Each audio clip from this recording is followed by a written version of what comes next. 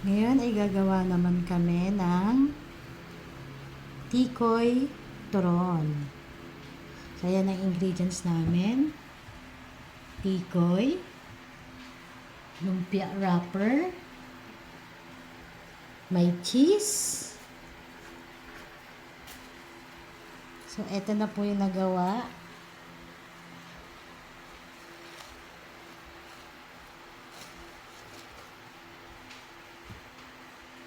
At ang ganda naman po ng pagkabalot ng ng lumpia nung tagagawa. Pantay-pantay po. Pasensya na po. At siya po ang may gusto niyan. Merienda na yan. Ayan na. Mag-sample na tayo ng turon na tikoy.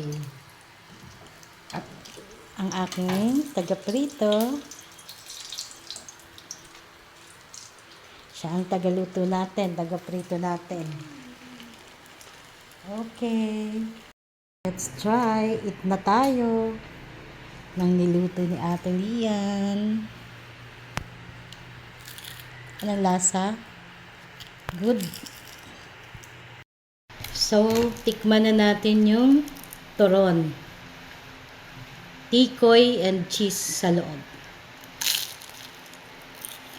Harap, oh. Ubi tikoy siya. Ito yung ginamit namin na tikoy.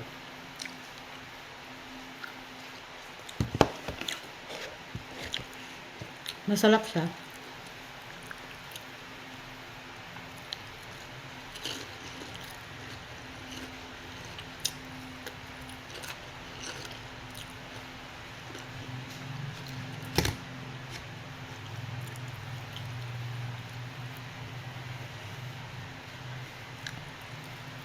Try nyo po.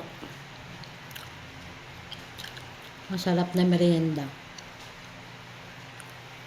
So, that's all for today. God bless us all.